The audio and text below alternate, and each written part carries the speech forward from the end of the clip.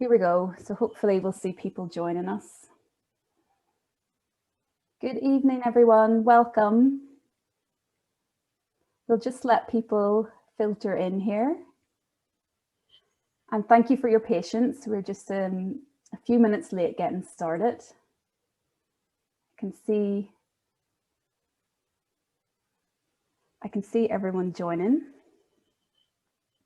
Great. Welcome, everyone. Feel free, everyone, feel free to say hi in the chat box. If anyone wants to say hello and say where you're from or where you work or anything like that, you're very welcome. Great, okay. Good evening, everyone. You are very welcome to today's event, a conversation with Gabor Mate. So this is the second in ASCERT's 2021 seminar series. So our first event back in January looked at the topic of women and alcohol. Now next month we will look at young people and substance use, and in September our fourth event will look at gambling and substance use. So we will email you all with details of those events.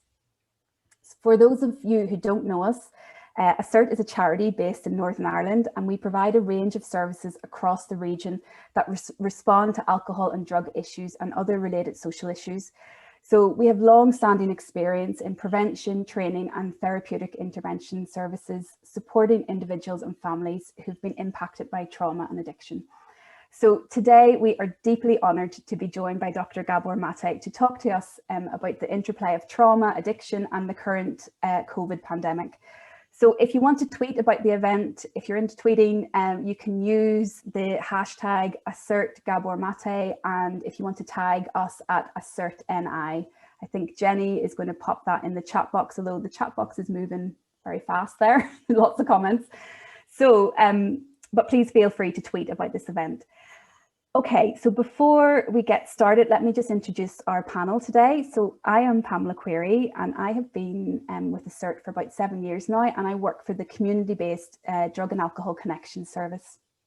So I'm joined today by Julie McNamara, who manages our Engage Family Therapy Service, and also Mary Blaney, who is a systemic practitioner with ASCERT and also co-founder of her own organisation, which supports people affected by trauma. So the plan is we're going to talk to Dr. Mate for about the next 60 minutes, and then we'll also have, follow this by with a Q&A. So that will be at about 8 o'clock, and we'll have about half an hour for our Q&A. So I would ask you to put any questions that you have, and just questions, into the Q&A box. There is a separate chat box, which a lot of you have found there. So please don't put your questions in there because they'll just get lost. So if you've got any specific questions for Gabor, please put them in the Q&A box so we can find them. And we're going to try and bring on a few people live to ask questions. So if you're happy to come on live, then if you ask the question using your name, and if you don't want to come on live, you're welcome to ask the question anonymously. There's also the function where you can upvote the question. So what we're going to do, we're expecting to have lots and lots and lots of questions and only a limited amount of time. So if you vote for the questions, we're going to ask the most popular ones, and hopefully that way we'll ask the most relevant questions, and that will reach the most of you. Okay, so let me introduce our guest this evening. So Dr. Mate is a world-renowned Hungarian-Canadian trauma and addiction specialist. He's a doctor and he's a best-selling author of quite a few books. He's joining us today from Vancouver, so such is the joy of Zoom and hence this evening event. Gabor is a medical doctor and he's worked for many years in general practice, and he's also worked in palliative care, and he has extensive experience working with people who use drugs in the Lower East Side of Vancouver. He's also developed the compassionate inquiry, which is a therapeutic approach to helping people deal with trauma. Okay, so I hope you enjoy today's event, everyone. We have about 675 people with us now, and we have about 1,000 people registered. So some of those and everybody will get a recording of the event afterwards. Okay, so hi Gabor, you're very welcome back to Northern Ireland. Thank you. Nice to be back without having to move out of my room. Yes, yes, absolutely. And it's an absolute honour to talk to you this evening. And I know that you're no stranger to Northern Ireland. You've been here. You've spoken at the Action Trauma Conference in Belfast, I think back in 2018 and 2019. And then you joined that conference online last year due to COVID as well. So I know you have a great following here in Northern Ireland, and many people in the audience have read your books and are familiar with your work. However, many people joining us will be new to your work as well. And we have quite a diverse range of people signed up today, from practitioners and therapists and people from education, health, justice, and also lots of people with personal experience of addiction and trauma. And I know your most recent book, which I know will be published next year sometime, is called The Myth of Normal: Illness and Health in an Insane Culture. And I hope we'll touch on some of the themes of that as we go through. But I wanted to start today by asking you to talk to us a little bit about childhood trauma. And I know a common thread through all of your work is the impact that our childhoods have on our health and our behaviours and our relationships as adults. And yet I find that there still isn't a great understanding amongst the general public about the impact childhood trauma has on our lives. So maybe you could tell us, Gabor, how you define childhood trauma and how it impacts us later on in life. Yes. So in recent years, and I say blessedly, there's been far more conversation on trauma than there used to be. And there's a book coming out in a couple of weeks, which I haven't read yet, but I'm sure I can recommend, by Oprah Winfrey, and no less, and Dr. Bruce Perry. And Perry is a medical colleague and really a good man, a researcher, psychiatrist, and pediatrician. And his original book was called The Boy Who Was Raised as a Dog, about childhood trauma. And in my own practice, so what I'm saying is that the conversation is increasing. Having said that, it has yet to penetrate medical practice or psychiatric practice. And so that there's a huge gap between what research, science, and human experience has shown us for decades and decades and decades, and what is documented in all manner of scientific papers published in major reputable scientific and medical journals. There's a gap between that science and practice, even in the medical field, let alone on the part of the general public. We largely live in a society that tends to deny trauma. So what is trauma then? Now, I found in my medical practice, and I didn't train in this, nobody told me this. So if I saw it, I just couldn't help seeing it. And what struck me as a family physician is that once I began to be interested in the subject, then I realized all these other people have written about it and have researched it, but nobody told me that. So it was like first a personal, I wouldn't say epiphany, it didn't take one moment of sudden awareness, but gradual dawning of a realization as I looked at the illnesses of my patients, whether physical chronic illnesses from cancer to autoimmune disease to mental, what we call mental illness and addictions, that the commonality was trauma and the way people adapt to trauma. And what is trauma then? Then, of course, I have to say, I also look at my own life because, ostensibly I was a very successful physician, respected medical columnist for a newspaper, but I was depressed and alienated and having personal issues. So I really had to start looking at, well, what's going on here? What's the commonality here? And the commonality is childhood trauma. So what is trauma? The word is very simple. A trauma, the Greek origin of the word trauma is wound. So trauma is a wounding that you sustain. Now think about metaphorically. What happens to a wound? Either it heals completely, which can happen, which is what, by the way, this seminar is all about. But two other things can happen. First, it can remain raw. Now, what happens to a raw wound when you touch it? There's intense pain. Mm. So a lot of the pain in people's lives, and particularly in the lives of people who become addicted, it has to do with a surfeit of pain. from an earlier wounding. And if you ask people, what does the addiction do for you?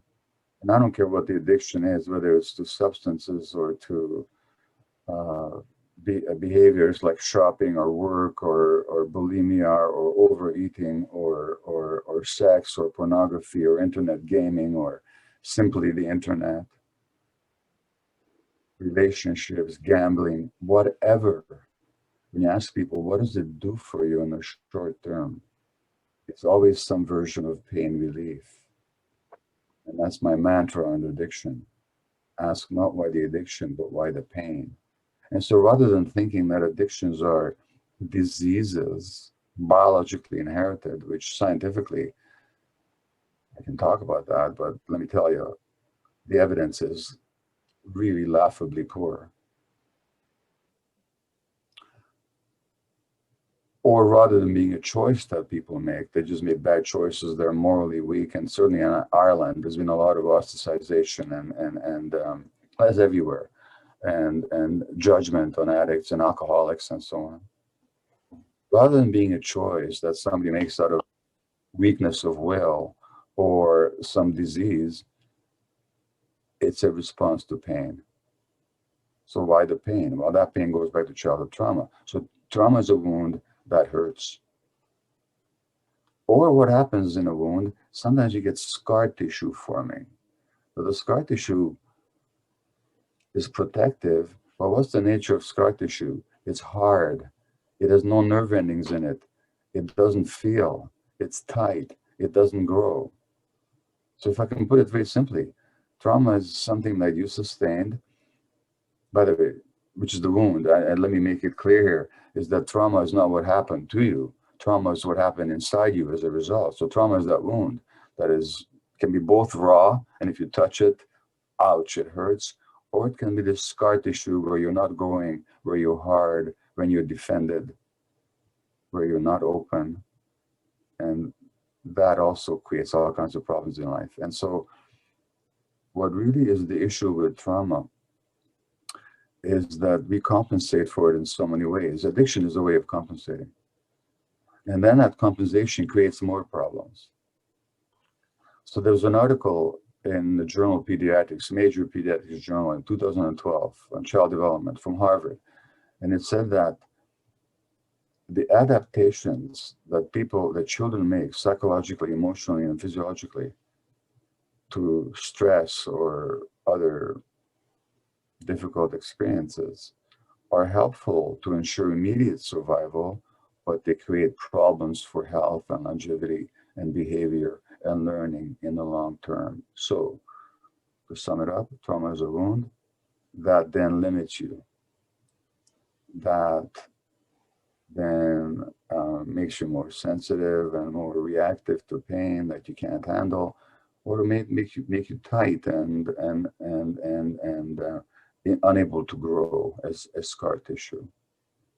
And I'll only add that the science is so clear now that we're not just talking about emotional factors here. Trauma actually affects brain development. So that the circuits in the brain that get prone to be addicted later on are actually potentiated by trauma in the first place. One final word. I keep saying that, but I keep hitting thoughts. That's fine. So trauma can be incurred when bad things happen to you that shouldn't have, such as addiction in the family, parents being violent with each other, a child being physically, sexually, emotionally abused, a rancorous divorce, a parent being jailed, a parent dying, neglect. So trauma can be incurred when these bad things happen, and that's usually what we talk about when we talk about trauma. There's a more subtle form of wounding, which is not when things happen that shouldn't have, but when things don't happen that should have. Children are born with certain needs and biological and neurological expectations for nurturing and holding. A lot of children don't receive the kind of holding they need, not because the parents don't love them or do their best, but because they themselves were traumatized, or they're stressed by social factors, such as right now, for example. And then when children don't get their needs met, that's also wounding, particularly to the highly sensitive child. So, in a nutshell. Mm. Thanks, Gabor. I know it's a huge topic to cover in a small amount of time. But I love what you said about addiction being a response to pain, and to viewing it through that lens really brings the compassion to it. And in my work, like much of my work is in the community, and what I get asked most when I'm out in the community is I speak to family members, and they have loved ones who are suffering and who have addictions, and they either don't want to get help, or that they don't even acknowledge that they need help, or they're not engaging with the services that are offered to them. And this has a huge impact on the family member who's trying to support them. And here we do have resources, and we do have support services for family members in their own right, but often they're reluctant to seek that support. But I'm just wondering, what advice would you give family members living with addiction when the person either refuses help, or doesn't acknowledge they have a problem, or don't engage with the help they're offered? Right. So that's a very painful situation, intensely frustrating, and really grief-producing, anxiety-producing for family members. Let's acknowledge that. Mm-hmm. Having said that, if the person who is the identified addict is not willing to receive help, there could be two reasons for it. One is that they're in a state of absolute denial and they're just not ready. That's a possibility. But there's another possibility, which is that the way the help is being offered, doesn't speak to them, doesn't invite them, doesn't create a sense of safety for them. And what you cannot change is anybody else's mind. As a matter of fact, the more you try to, the more resistance you're going to get. And if anybody doesn't know what I'm talking about, just take your right hand, do it right now with everybody. Do this, everybody. Okay? Take your right hand and put it against the left hand. Okay, do it. Now push with your right hand against the left hand. Okay, push as hard as you can. What does the left hand do automatically? Yeah, it pushes back, doesn't it? Pushes back. And that's an automatic resistance that we evoke in anybody that we're trying to push. Even if it's for their own good, they're still going to resist. So the first point is, don't push. Okay. The second point is, if you understand addictions properly, rather than being a manifestation of individual pathology, they represent a manifestation of a system. In other words, addiction is a response to trauma. That trauma occurred in the context of the family. Not necessarily because the family meant to hurt anybody, but just because they were unconscious and themselves traumatized. So just like I did, we pass on our traumas until we become conscious. We do pass on our traumas to our children. Each generation just passes it on without meaning to. What does that mean? It means that the traumatized individual represents a wound that is carried in the whole family and has been for generations. So what if the family actually said to this person, we get it. You're in so much pain right now that you just have to use. But your pain represents a pain that doesn't belong to you. It's all of ours. You're not causing our pain. The pain has been in the family for generations.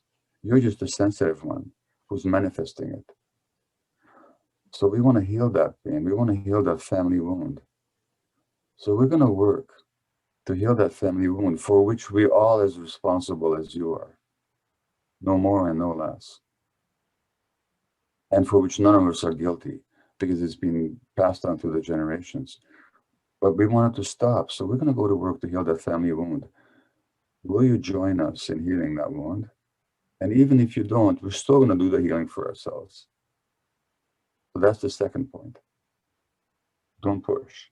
Second, own the trauma that's in the family system. Own it courageously, without guilt, without shame, but without fear. That's the second point. And the third point is, There are three attitudes families can take towards such a person. And I'm thinking that if you don't push and if you take ownership, the kind of help you offer and the way you speak might be that much more inviting to the individual. Now, the third point is this. There are three attitudes you can take as a family. And those of you that have read or have copies of my book, In the Realm of Hungry Ghosts, this is discussed in chapter 33. You can stay in that person's life and keep badgering them to change. That's insanity. I've already explained why. You can also legitimately decide that, you know what you're doing is too painful for me. I can't handle it. That's not your fault. But I'm just too stressed in my life. I can't be around you when you're doing that to yourself. It just triggers too much for me. I need to distance myself. Not because I don't love you or don't care about you, just because I can't do it. Not as a tough love, I'm doing this to force you into treatment, but just because I need to take care of myself. If that's the case, that's a sane choice. It's a painful one, but it's sane. The third attitude is I'm going to be in your life, but I'm not going to do anything to change you. I love you. You can turn to me for support. That's reasonable when you need it. I'm going to love you. I don't want to exclude you from my life. Maybe you don't want to come around me when you're drunk or when you're under the influence. But I don't need you to be any different for me to be in relationship with you. So the second two attitudes are sane. The first one is insane and will never work. Thank you. Thanks for that beautiful answer, Gabor. I think a lot of people will find that very helpful. Okay, so I just wanted to ask you about your thoughts on the current COVID situation through the lens of trauma. I really love the analogy that we're all in the same storm, but not all of us have the same boats. And there's huge inequalities in terms of, the physical resources that people have, and also in their resilience and their emotional resources and how they cope with the pandemic. So I'm wondering what your thoughts are on how trauma impacts how we as individuals and communities are reacting and coping with the pandemic. Yes. So what the pandemic has done, excuse me, it has actually revealed the pre-existent fractures and inequalities and injustices in our societies. So, for example, who is most likely to get ill with COVID in the UK, at least, or in the US or Canada? It's people of color, people of lower economic status. That injustice was there before. COVID just has driven it home to us so that we can't avoid it anymore.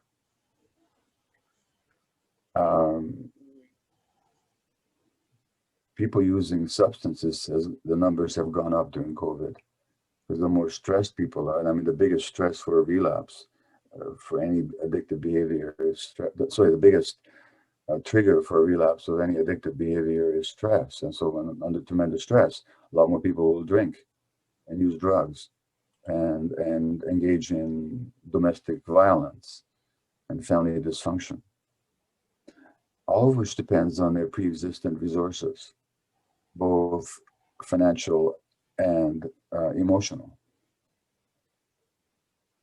For me, who make my living through teaching and through my books, okay, I can't travel, but I can still make a living if I need to, just by being at home. That puts me in a position of privilege.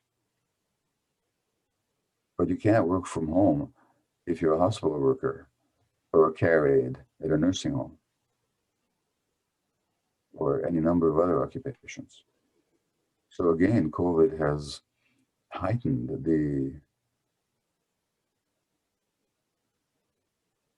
distinction between the privileged and the non-privileged. Mm. The same thing in terms of emotional resources. For some families, being at home and having to be with the family only has been a godsend. A lot of parents, I've heard them say, my God, I'm getting to know my kids for the first time. I'm getting to see their milestones. It's exciting.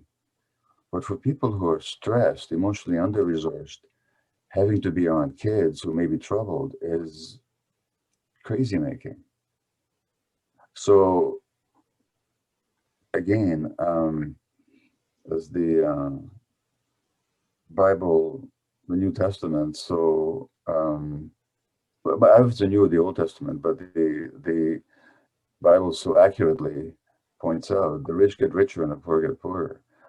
Those who are resourced will grow from this, and those who are under-resourced, unless we give people support, will suffer further trauma. That's what's going to happen. Thank you. Thanks for that. Gabor, I'm going to pass over to Mary here, who's going to talk to you a little bit more about some of the questions that came in from our service users. Okay. Hi, Gabor. Lovely to meet you again. Gabor, at ASCERT, we really wanted to ensure, as best we could, that the people who come to us for help and support are included in this really important conversation that we're having with you this evening. And we hope that they're here listening tonight. We hope they take the chance to maybe engage with you in the Q&A as well. But Gabor, you'll know more than most that everyone's circumstances are different, and so not everyone has the scope or the freedom to be able to access online events like this.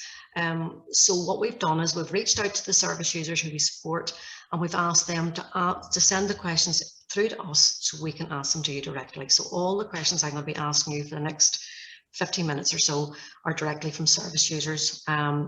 And we're really, really grateful to them for asking it, because the people we really want to talk to tonight.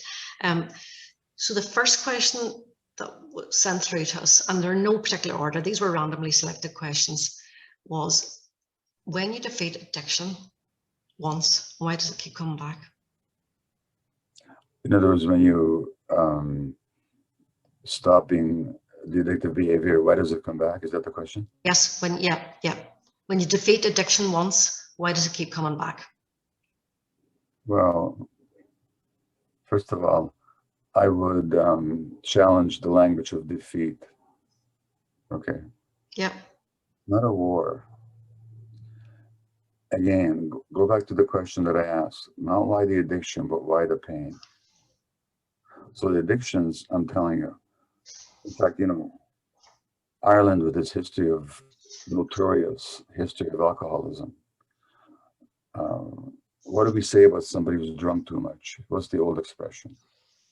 At least in North America, there used to be this sort of, oh, they're feeling no pain. So the issue is not the addiction, the issue is the pain. You cannot defeat pain. So a person may stop an addictive behavior, but if they haven't been helped to deal with the pain that drove the behavior in the first place, of course they're going to relapse. When are they going to relapse? When that wound is touched again. So they lose a job, or they lose a relationship, or something happens. They're stressed. If they haven't dealt with the trauma inside them, if they haven't been guided to do that, if they're still carrying the pain, the raw, untreated pain, of course they're going to go back to the painkiller, which is the addictive behavior. So it's not a matter of defeating anything. It's a matter of actually getting to realize that the addiction is solving a problem for them. And if we don't want people to keep moving to addictions to solve the problem of pain and trauma, let's deal with the pain and the trauma. That takes communal work. That means, for example, and that takes, multiple levels. So speaking of Ireland, I'm talking about the Irish Republic, but I'm sure the same thing is true in Northern Ireland as well for a lot of people. The decades over which the Catholic Church and its various institutions shut a blind eye to all the exploitation and sexual abuse of children of all genders. Well, there's been some movement towards restitution and recognition. I don't think enough. Just as in Canada, we haven't done enough to account for and take responsibility for the multi-generational state-sponsored abuse of our native population and our native children. So that healing of the pain needs to happen on a social level by acknowledging what has happened here. It needs to happen on a communal level. I mean, like I know right now, there's troubles again in Northern Ireland. I mean, troubles in Northern Ireland. What a surprise. Because the underlying pain that people are carrying on all sides of the conflict has never been healed. So then you take a stressor like Brexit or COVID, and now you're going to get a flare-up of the pain, and therefore a flare-up of the behaviors that flow from that pain. So on an individual level, unfortunately, and your program may be a beautiful exception, but a lot of addiction specialists have no idea what I'm talking about when it comes to pain. They just see it as this disease. And the 12-step programs, bless their soul, which do a lot of good. So I'm not here to agitate against them, but they don't officially recognize trauma. They talk about this disease that people have. So what I'm saying is people relapse because their pain hasn't gone away. So when in dealing with addictions, we have to help people heal the pain. Then there's much less of a risk of them relapsing. Okay. Thank you, Gabor. It's so powerful. This next question I'm going to ask you again from a service user. Really stopped me in my tracks, actually, because I'm imagine the person who asked this question, sent it through to us, probably hasn't read any of your books, may not have heard you speak before. And yet some of the ideas in this question seem to touch on some of the ideas in your compassionate inquiry approach, which was mind-blowing for me.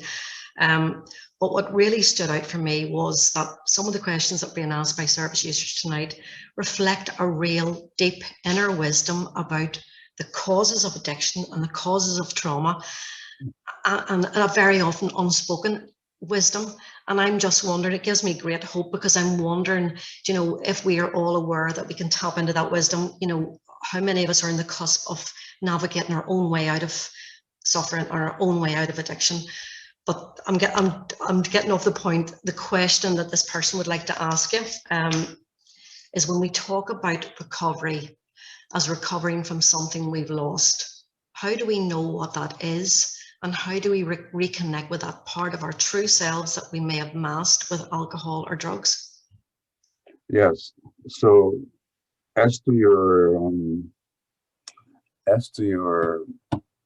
comment about that inner wisdom, the fact is, you know, we all have it. It's a question of whether we're in contact with it or not. Yeah. And there's no reason for people to read my books in order to understand addiction. As long as they know how to listen to people and how to listen to themselves, they will know that it's all about pain. And you know, I researched all the brain development literature and all the science, the physiological literature on impacts of trauma. Well, what does all that science really tell us? And all these experts, you know, you organize the trauma conference in Northern Ireland, and I come, and Dan Siegel comes, and Bessel van der Kolk, and Peter, you know, all these experts. What are we all saying? Anything that any Aboriginal grandmother could have told you 10,000 years ago, which is that if you treat children well, they're going to be okay. Mm-hmm. If you hurt them, they're not going to be okay. There you have it, all the science. So you don't need me and other experts to tell you this. You just need to trust in your own observations and your own intuition.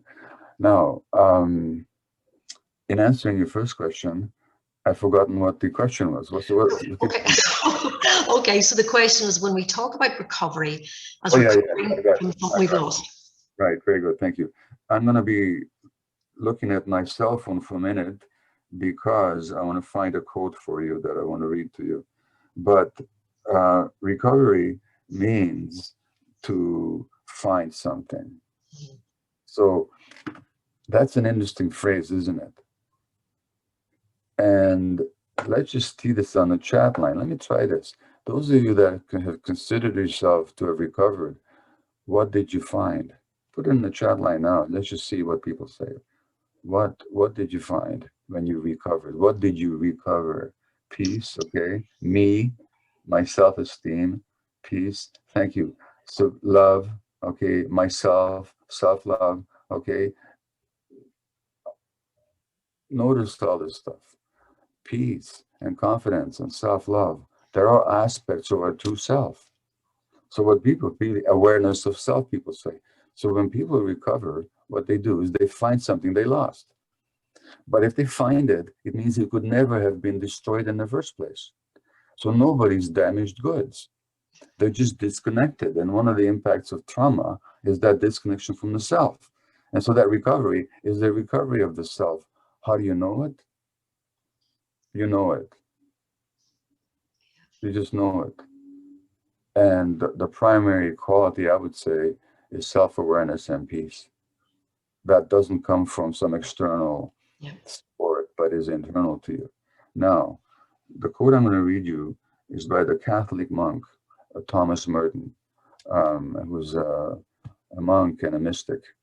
And he wrote in his autobiography, The Seven-Story Mountain, he wrote, in order to gain possession of ourselves, we have to have some confidence, some hope of victory. And in order to keep that hope alive, we must usually have some taste of victory. We must know what victory is and like it better than defeat. Now here's the question. How do you help people recover their true selves when they've tasted nothing but defeat? This is why this whole issue of people have to hit rock bottom and suffer negative consequences, and we have to impose negative consequences. Really? We have to impose more defeat on people to help them find themselves? Whose brilliant idea was that? We have to give them a taste of victory. And how do you do that? Even if they don't see their real selves, you see it. You mirror back to them your faith that there's more to them than their addiction. That's a taste of victory. So as to how to recognize the recovery, I can't give you a set of rules or prescriptions as to how to recognize it. You'll know it in your heart. When there's that awareness and there's that peace, then you've recovered yourself, which is not to say that you recovered it once and for all, because how life is, it gets in the way. But you know that it's there, and then your task will be, okay, I've lost connection again. How do I get back? It's an ongoing work. Some people, if they're fortunate enough, they'll have an experience or an epiphany or a process that they've regained that connection, that self once and for all. I don't count myself one of them. For me, it's daily work. And sometimes I go to bed defeated, and other days I go to bed victorious, but it's daily work. And that, I suspect that's the same as for most people. Yeah. Wow. What an answer. Gabor, I have about a million more questions for you, but I'm going to try and ask you to squeeze in one more before I hand over to Julie, and I should have handed over to her 5 minutes ago. And I've got so many questions here, and I'm trying to pick which one's probably more relevant. There's no such thing here. I think you've answered some of them. I think you've answered a lot of them. This is a pretty specific one, so I'm going to ask it because I think it'll probably be a bit more straightforward answer pretty quickly. Which part of the brain and body is affected by childhood trauma that it doesn't let go of that causes addiction later on? Yeah, so we can talk about the brain circuits involved in addiction. And I've already, or maybe I didn't talk about that yet. This is my second talk this morning, so I don't know what I said to whom anymore. So let me try again. So there are 4 or 5 essential brain circuits that are implicated in addiction. One of them is let's take heroin or opiate addicts. Opiates are either directly derived from opium that goes in Afghanistan, which, thanks to the American intervention, opium production has gone way up in Afghanistan over the last couple of decades. Thank you, Uncle Sam. But that's a political question. But opium is derived, so the opiates are derived from the opium plant that grows in Afghanistan mostly, or it's artificial copies. So heroin, codeine, morphine, these are all derivatives of opium, or there's artificial copies like oxycodone and so on.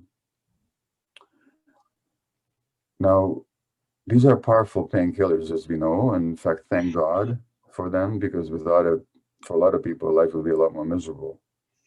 People in chronic pain or at the end of life. Opiates do save a lot of suffering. But why do they work in the human brain? They work in the human brain because we have our own opiate system that they latch onto. In other words, we have our own internal opiates, which are called, as many of you know, endorphins. And endorphin means endogenous morphine-like substance. So why do we have internal opiates? And if you understand that, you'll understand the power of addiction. So the first thing that the opiates do, the endorphins do, is they soothe pain, not just physical pain, but also emotional pain. We've already talked about why the pain. That's their first role. Their second role is to facilitate the experiences of pleasure, elation, and reward. So when you're in that state, you have a lot of endorphin activity in your brain. The third thing they do is also the most important and the least appreciated. As I've often said, they make possible a little thing without which life is impossible, and that little thing is called love. So the endorphins help facilitate the attachment connection between parent and child. What happens in early trauma is that those endorphin circuits don't develop properly. And now people need the external opiates to give them a sense of love, pain relief, and pleasure and reward. So that's the opiate circuitry. Then there's the circuitry of excitement and elation and vitality and curiosity. That's the dopamine circuits, which are implicated in all addictions. So my own behavior addictions, I never use substances, but in my own behaviors that were addictive, I'd be looking to trigger my dopamine circuits, which makes you very alive and very present and full of excitement. It's a great state to be in. So that's what gamblers are after. That's what sex addicts are after. That's what shopping addicts are after. That's what work addicts are after. That's what extreme sports addicts are after. That's the dopamine circuitry. Then I already talked about how stress is the biggest trigger for relapse. So the stress regulation, stress happens in life. So we have a system to respond to stress, which is good, but also that system has to have its own regulation so that it doesn't get out of control and it doesn't persist beyond the original need for it. Addicts don't have good stress regulation, so they rely on the addictive behavior or substance to soothe their stresses. The fourth circuit that's implicated in addiction is what's called impulse regulation. Impulse regulation is simply, I feel like doing something emotionally, but something says, no, not a good idea, not right now. I'm pointing, by the way, at the part of the brain where that happens. It's on the right side, about over here. This is why when we think somebody's a bit mentally off, we go like this. Now, those circuits need a nurturing, safe environment to develop properly in early childhood, beginning in the uterus. So already when women are stressed while pregnant, that can impact the development negatively of those circuits. So these are the brain circuits implicated in addiction, and the more severe the trauma, the more distorted they are. And the more that person then is likely to then turn to addiction to help regulate those systems. Okay. Gabor, thank you so much for that. That was Very powerful. I'm going to hand you straight over to Julie now, and we'll talk to you later. Thank you. Hi, Gabor. Yeah, I'm just conscious of time, and you know, listening to everything that you covered so far this evening is really fantastic, and some of which actually has already answered some of the questions that people had sort of been putting to me for this evening as well, which is great that we're obviously, you know, talking the right things. But something that you did begin to talk about, start to talk about earlier on, is the passing on of trauma. And the decades of conflict here in Northern Ireland alone are, like you were saying, they're well documented, you know, we all walk in different paths of post-conflict society here, some, you know, more similar than others. But I do feel that we are becoming much better at acknowledging and understanding that trauma and addiction does roll on from one generation to the next. But really what a lot of people have been asking is, you know, you've given us a bit of your perspective on that intergenerational trauma, but also what should we be doing to help break the pattern from repeating and protect the next generation to come? Well, this can't be done purely on the individual level. It really is a social question, not just for Ireland, but for all societies. Just to digress for a moment, I happen to be reading a novel right now. It's called The Dream of the Celt, and it's by a Nobel Prize-winning Argentinian writer. It's about Roger Casement.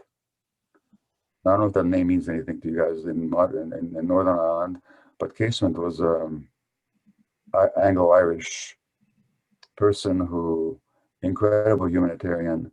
He went to the Congo and he uncovered the genocidal brutality of the Belgians. Did you guys know that 10 million Congolese were killed by the Belgians a little over 100 years ago? Mutilated, raped, abused, all in the name of colonial possession and civilizing the natives. And Casement went there and exposed that. So he became an international humanitarian hero. And then he went to the Putumayo region of Peru, where he exposed the same exploitation, colonial exploitation of the natives by the rubber plantations. And again, he was a diplomat for the British government, but he also became at some point he started to say to himself, well, this colonial dynamic that I've witnessed in other countries has also affected my own country for hundreds of years. So he became an Irish patriot. Some people would see him as a traitor. And he actually tried to work with the Germans against the British, because under the principle that the enemy of my friend is my friend. So the enemy of my enemy is my friend. He was wrong, no question about it. He was captured and he was hung by the British as a traitor. Only 50 years later was his body repatriated and is buried now in Ireland. But I mention him because Ireland's been on my mind reading that novel, and then the multi-generational trauma in Ireland. Now, Casement, the other problem is that he was gay. And when the British government tried to discredit him, they brutally and mercilessly exploited his homosexuality as a way of getting him hated. Now, however, with homosexuality, we have seen some progress, haven't we? It's far from ideal, but there's been a movement, and a lot of people are now recognizing that we've been so unfair and so prejudiced against certain people because of their gender orientation. That shows us that this kind of change and social progress is possible. And wasn't it the case? I could be wrong on this one. I have a vague impression that a recent leader of Ireland itself is gay. Is that the case? Yeah. Imagine that 50 years ago. In other words, social healing is possible. But what does it require? It requires an unflinching look at the past. And not just what was done to us, because we're all very good at talking about what they did to us. Look, I'm Jewish and I'm Hungarian. Both Jews and Hungarians are remarkably good at talking about what happened to us. And a lot of bad things happen, no question about it. We don't talk so much about bad things that we do to others. That's hard. And in my opinion, that happens all across the board. So we need to have the courage to acknowledge not what's happened, just what's happened to us. We have to start with what happened to us. We have to be clear. This new book I'm talking about by Oprah and Perry is called What Happened to You. Okay, so we have to acknowledge that. Not what's wrong with you, but what happened to you. But we also have to acknowledge what we did to others. So what if both sides of Northern Ireland actually admitted just how cruel they have been to one another? Never mind the rightness or the wrongness of the cause. Never mind what you believe and where your allegiance is. I'm not going to argue with that, and I can't possibly engage with that issue. But people could sure own just how dastardly the sides have been to each other. Not just what they did to us, but what we did to them. The cause being right or wrong, the belief being right or wrong, how we acted has been really inhumane. What if we started with that? Can you imagine the relief, the sigh of relief that would go up on both sides if the other side acknowledged that? So you could start with that on a social level, on a historical level, on the, just like I would love my people, the Jewish people, to acknowledge that, yeah, horrible things happened to us, and then we did go into another country and we expelled the population to create a land for ourselves. We did that. It'd be so healing if we could acknowledge that. You may not agree with me, but I'm giving you my understanding of history and then the mutual acknowledgement of what was done. Okay, then so that's on the historical level. On the social level, we could actually support people in families who are at risk.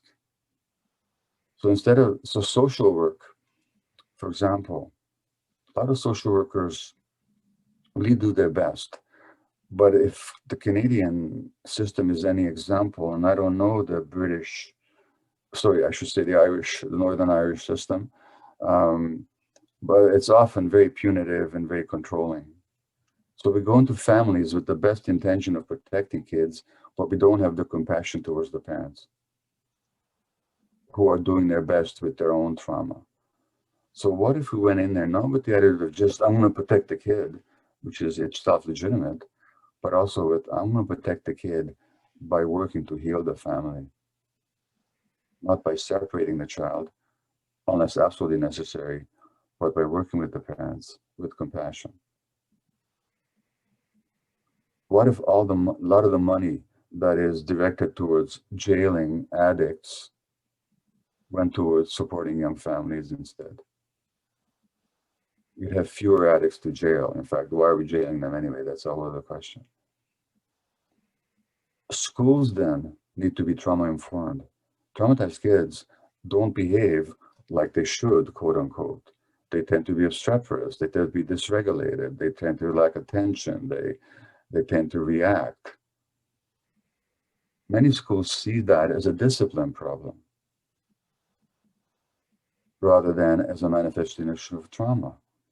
And if I respond to a kid like he's behaving badly, that's very different than if I understand that this child is acting out his trauma. I may not like the behavior, and I'm going to work with him to change that, but I'm not going to be punitive and harsh with him for something that he cannot really help. And unfortunately, a lot of the parenting advice that, at least here in North America, that mothers and fathers receive is punitive. We're very often told when a kid is bad, quote unquote, time out, separate from them, make them insecure about the relationship. Tell them that their acceptance is conditional on their meeting our expectations, which is precisely how you traumatize kids. So there's so many things in child education and parenting and social policy that we could change with no extra, in fact, at a major saving of costs, if we just shifted our attitude. And then, of course, when people come into care for mental health issues or addiction, you apply a trauma-informed perspective. So rather than just trying to change the behavior or fix the symptoms, you deal with the trauma. What if healthcare workers in the medical system was trauma-informed? It'd be a game changer. Thank you, Gabor. Thank you. This is the final question from the panel tonight. We have a lot of questions that have come in through the Q&A box, which is fantastic. But the final question from the panel this evening is one actually that we haven't necessarily covered so much this evening, which is great. And, you know, as a practitioner myself and one trained in talking therapies, we know that talking therapies can be less affected or even limited for many people who have experienced trauma. However, we are always striving to identify different approaches that work when supporting addiction and trauma and recovery. So our question is, you know, what are your thoughts on non-talking body-based approaches and which do you find effective? Yes, so I have to say, first of all, that it's true that talking therapy often doesn't help, but that's not because talking therapy can't help. It's because of the limitation of the training of the person producing the talk therapy. A lot of the therapies only scratch the surface. They never deal with the underlying issues. And so it's a question of not just is it talk therapy, but what are you talking about? And furthermore, what's the context in which you're doing the talking? Yeah. Is there a safe therapeutic alliance between the client and the patient? Or is it the client an expert? You know, so number one, so talking therapy can be very effective if it's the right kind of talking, number one. And if it's the right kind of talking, if it's superficial, you can go for years and you're not going to get much help. Number one. Number two, yes, there's no way to get around therapy without addressing the body. So there's because like Bessel van der Kolk's book, The Body Keeps the Score, or my book, When the Body Says No, Manifesting an Illness. The body does keep the score, so that the trauma is held in the organs, in the viscera, in the muscles, in the connective tissues. A lot of people may have had the experience of, I'm sure some people on this call, that you go to a massage therapist and they touch you at a certain spot and all of a sudden your tears start flowing. Well, guess what? You're holding trauma there. And chronic pain is often where people hold trauma. So yes, body-based therapies like Peter Levine's somatic experiencing, Feldenkrais, Alexander technique. I'm sure there are many others. Sensory motor neuron processing, I forget the exact name. A lot of these therapies, Janina Fisher's work, they very often address the body. I will take the opportunity to do some self-advertising here. There's a form of therapy that's been mentioned a couple of times that I've developed. It's called compassionate inquiry. It's been taken by about 1,200 people in 77 different countries. It's online. It's a year-long program for those of you that are in the healthcare field or therapists or anybody that works with people. It's not for the faint-hearted. And the big surprise that people get when they enter the program is they think they're coming in to learn the method, and the first 3 months are relentless work on yourself. And the reason for that is what I said earlier, to give people a sense of victory, to see their real possibilities, to mirror who they are. If you're going to be a mirror, you have to be clear. So the first 3 months of my method is to actually work on yourself. So that's called compassionate inquiry. It's got this long course that you can sign up for a year. People from Ireland, Northern Ireland have taken it. There are scholarships we offer, to some people. So that's available. There's a short version of it for self-study. And the reason I mention it is because, and the new cohort is starting in May. You can still sign up for it if you're interested. But the point of it is that that's mostly a talk therapy, but I keep people bringing back to the body. I keep bringing people back to the body. So the two doesn't have to be mutually exclusive. You can talk, but still be grounded in the body. And that's what this method does, is it keeps taking you back to the body. So the answer is, the long and short of it is, there's no good therapy that stays above the neck. Okay, you just can't do it. That's great, Gabor. Thank you very much. I think that we will commence the Q&A session. I'm going to hand it back to yourself, Pamela. Yeah, thank you. Thanks so much, Gabor. We've covered so much ground, which is amazing. But we've got a ton of questions. We have 91 questions here. So we'll do our best. We have about half an hour. We'll do our best to get through some of those questions. And what we've done is, for everybody who's submitted questions, thank you. And we have we're going to ask the most popular ones because we hope that will resonate most with the audience that we have tonight. So our first question is from Sean, and Sean is happy to come on and ask the question. So I'm just going to try and do that. So Sean, I think you need to accept the request, I think, to just to join us, and you can ask your question. Maybe say where you're from, Sean. Here he comes. Yeah, hi, Gabor. It's an absolute honor to get speaking to you. I'm a huge fan of your work. What you said about social work really resonated with me there at the end. And whilst I think we are making moves here to, I suppose, become more trauma informed, I do think it's a lot of work to do, because sometimes it's so triggering for families, and you can really see the trauma almost being manifested because of the response of social services coming out to the door, and it in itself can be traumatizing. So I love what you're saying. I nearly find myself more compassionate just listening to you, and I'm sure that the rest of the audience do as well. So I'm here tonight. I've talked about you that much, Gabor, to my class. We were actually in class tonight, and I said, look, Gabor Mate is speaking tonight, and I've talked about him that much. Can everybody please come and listen? So hi to all the Enniskillen Southwest College counselling class. To that end, I suppose I would love to know, what are the key skills? There's an alphabet soup of trauma therapies out there. There's so many of them.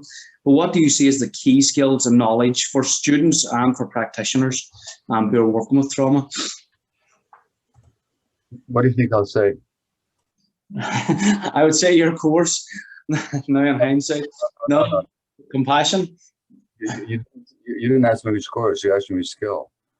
Yeah. Okay. All right, well, I'll tell you what, I gave you a hint. It's your own self-awareness. Excellent. Because a lot of research has shown that it doesn't matter which modality of treatment you use. The greatest gauge of success or failure is the quality of the relationship between yourself and the client. Now, that means you need to work on yourself. Yeah. And because we all bring our own traumas, our own agendas, our own expectations into that relationship. And the more unaware we are of what's happening for us, the more likely we are to inflict our expectations and our traumas and our judgments on the client. And the less capacity we have to be present with them, with who they are at the moment. So the biggest skill doesn't have to do with what you do with the client. It has to do with how diligently, how courageously, and how deeply are you committed to working on yourself on an ongoing basis. Thanks so much, Gabor. That resonates. There was a second part to my question as well. Firstly, I suppose just to say to the class that proves that the self-development module is not in vain, and thanks for reinforcing that for me, Gabor. A second question I have is, when sitting with clients with trauma, it can be very triggering for ourselves, and obviously you've nearly answered that in that, but how do therapists and those working with clients who are highly traumatized manage their own self-care and protect themselves as well? Well, partly, Sean, is what I've already said.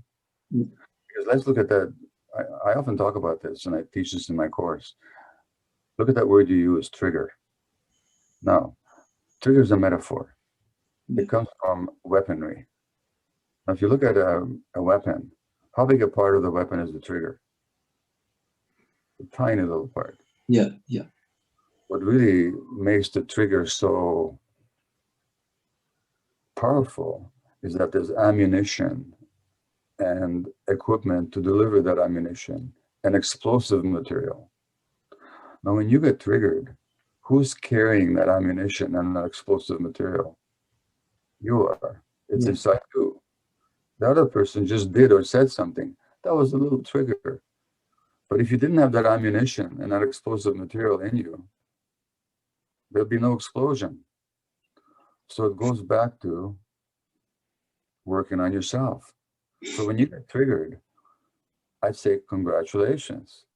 Here's an opportunity for you to really learn what stuff you've been carrying that this client did you the kindness of showing you of the explosion, the explosive matter and the ammunition that you're carrying. So triggers can be very powerful teachers in a proper context. So that's the first point. The second point is, and I'm very prone to this, I'm very prone to overextending myself. You know, it's lovely to get all this great feedback and people being interested and makes you feel very important, you know. And if there's any doubt in your hidden self that you're important, well, then become a social worker or become a doctor or become a nurse or become a therapist. Then you're going to be important all the time. But it's rather addictive because you can never get enough of it. And then you extend yourself and then you'll be more likely to be triggered. So your second question had to do with self-care. So that means emotional self-care, spiritual self-care, whatever that means to you. But hopefully it'll include some contemplative or meditative practice, which is taught in all spiritual traditions and religions. Taking care of the body. And of course, you know, sleep hygiene, all the obvious stuff, eating the right foods. So it's all about caring for every facet of yourself. And not allowing your compulsion to help to overcome your need for self-care. That's such a wonderful answer, Gabor. Thanks very much. Thank you. Okay, so Gabor, the next question I have is from Sabrina, who I'm going to ask on her behalf. She is asking, why do some people go down the road of addiction while others don't, even though they've experienced the same level of trauma, or maybe one has experienced more trauma than the other? Well, first of all, who's exactly the judge of who experienced what and how much? Yeah, the person themselves, I guess. Yeah, you never know, okay? Number one. Number two, if you focus simply on a traumatic event, then that question makes sense. Well, it always makes sense, but then that question is harder to answer. But if you notice that trauma happens in a context, you'll have to go to the whole context. The one person who you thought had more trauma, did they also maybe have more support in their lives? Was there anybody in their life who could, even if not protect them from the trauma, at least validate their feelings? If that happened, the trauma will not be as deeply embedded. So you never know. So you have to look at the whole context. Thirdly, even if you could impose the same trauma on 3 different people, you would still not be imposing the same trauma, because you'd be imposing it on 3 different people with different sensibilities. People are born with different levels of sensitivity. By sensitivity, I mean the degree to which they feel things. Some people are born more sensitive. That's not a good thing or a bad thing, it's just a thing. Now, sensitivity can be a powerful support for creativity and compassion and so on, But it also means that you're very sensitive, and sensitivity comes from the Latin word sensere, to feel. When you're sensitive, you feel more. So when you feel more, when stuff happens, you are going to feel more pain than somebody else to whom the same thing happens. You never know what that person's actually experience was, because you're not inside their nervous system. And there's a fourth answer. I didn't say that everybody traumatized becomes addicted. What I said was that everybody addicted becomes traumatized. No, sorry. I didn't say that everybody who was traumatized became addicted. I said everybody who became addicted was traumatized. But there's other outcomes to trauma. So one person might become addicted, another person might become a perfectionist and become a rigid, compulsive professional until they have a midlife mental health crisis at age 50. Another person might develop chronic illness. So there's different outcomes to trauma, addiction being only one of them. Or it depends how you define addiction, because one person might be addicted to substances, another to shopping, but you would never recognize the second one as an addict because we're so substance focused. In other words, there's multiple layers to your question. But the point is, no two people have the same experience, and there's nobody to say so-and-so experienced more and so-and-so experienced less. And two more issues here. One is sometimes people say, well, two people grew up in the same family and one of them became addicted, the other didn't. Let me tell you, people, nobody grows up in the same family. No two children have the same parents. Not even identical twins sometimes have the same parents. Because one of them is born a minute later and is a little smaller, and the mother will have a slightly different attitude. Not because she loves one less more than the other, just because she's a bit more worried about the little one. I've seen this. So no two children grow up in the same family. No two children have the same parents. And a final point, sometimes people say, yeah, well, I grew up in a happy family. I still became addicted. That one usually takes me 2 minutes. Is anybody in this call?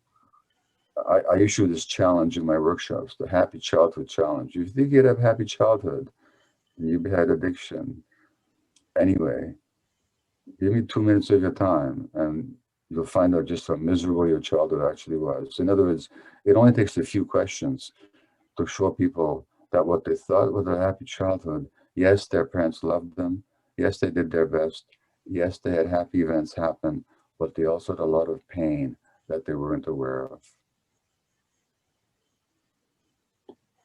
Thank you. Thanks for that answer, Gabor. A lot to think about there. Our next question is an anonymous question, and it's a really interesting one about relationships. And how can one have a successful relationship when both individuals have trauma? So the person says, it's not realistic to say, wait until you heal. So many of us heal our whole lives and still need and want connection and relationships. Well, I tell you, I've been married 50 years now. And if I had waited till I healed my trauma, I'd still be a bachelor, So that's not, first of all, the question is much more accurate than maybe the questioner even realized, because not only is it what happens when one traumatized person marries another, that's what always happens. We always choose partners exactly at the same level of trauma resolution that we're at. You may think that your partner was traumatized and you weren't. That's because you're kidding yourself. That's because their trauma looked more obvious than yours. But you never choose anybody less traumatized than you or more traumatized than you. It's like water finding its own level, Somebody less traumatized would have nothing to do with somebody more traumatized, because they'd say, geez, I don't want to take all this stuff on. So I'm telling you, I married somebody, like, as many of you know my personal history. As an infant, I was a Holocaust survivor and so on and so forth. My wife wasn't. She was born here in Vancouver, British Columbia.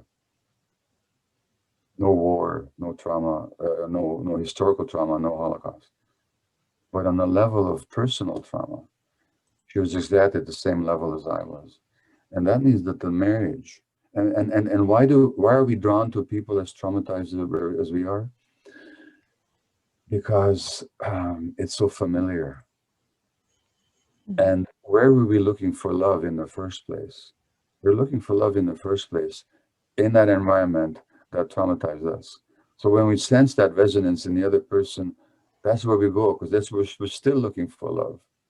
So it's inevitable that you're going to partner up with somebody at the same level of trauma as you are. Not what happens if, it happens every time. So then what? Well, then it's the question is the partnership willing to take on the task of healing the trauma mutually and individually?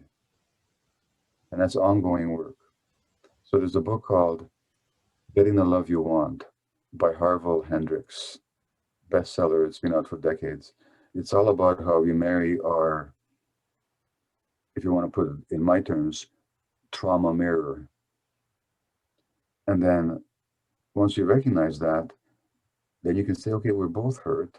We're acting out our hurt on each other. Let's see how we can grow together. So in other words, the marriage needs to be much more than just an emotional or economic partnership.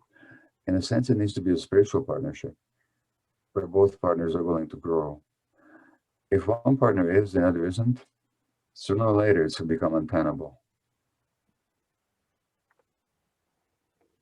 Great, thanks, Gabor. And I love this. Someone has commented here that their father was a recovering addict, and he said that an alcoholic and traumatized person can find each other in a bar or a party or any event, that they'll be attracted to each other.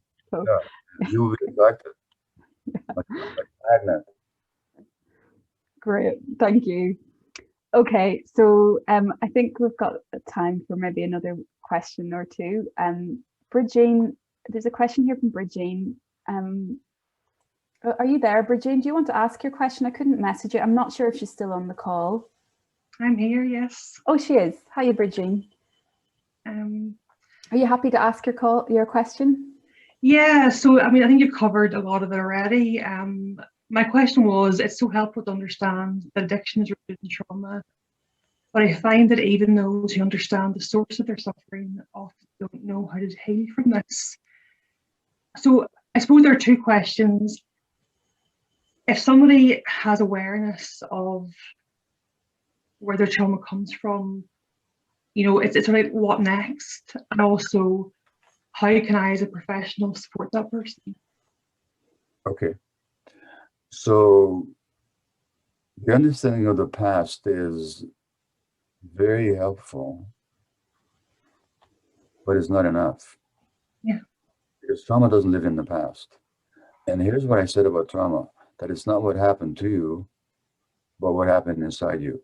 But that's the good news. Because if the trauma was what happened to you, you can't unmake it. It happened 10 years ago, 20 years ago, 50 years ago, 77 years ago. You can't change the past.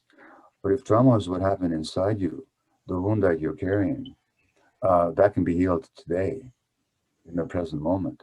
So the question then is not to keep focusing on what happened just in the past, but also how does the past show up in the present? And it will show up every day. It'll show up when you're triggered, as I said earlier.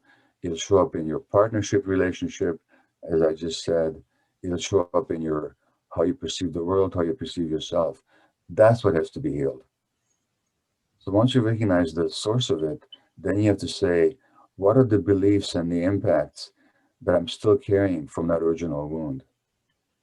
And that's where you do the work. And that's what, as a therapist, you need to work with. I used to think when I first began counseling my patients that, oh, if only I discovered the original source and they understood that, oh, you're this way because such and such happened to you, that'd be the end of it. Well, it wasn't. Because we have to work with what's present. And so that's, again, how the trauma showed up. And that's what my particular approach teaches. That's what any good approach teaches. Internal Family Systems by Dick Schwartz, Peter Levine's, you know, it's not about what happened, but also what you're carrying today as a result of what happened and how you release that. Thank you. Thank you. Okay, I think we have time, just maybe, this will be the last question, if that's okay. And it's from Lucretia. Lucretia, I wondered, Lucretia, if you want to come on and ask your question about, it's about rheumatoid arthritis. Are you Okay. there, Lucretia? Yes, I'm here. Hiya. Do you want to come on and do you want to come on and ask your question? Yeah, sure. How do I get my video on, or does it Say, matter? it'll just pop up now. I think I'm trying to. There we go. Thank you so much. Thank you so much for joining us today. And I'm in the UK, but I'm a Canadian. I've been in the UK for about 16 years now. And my question was about rheumatoid arthritis and what your thoughts are on autoimmune diseases and trauma. Can I ask you a self-serving question?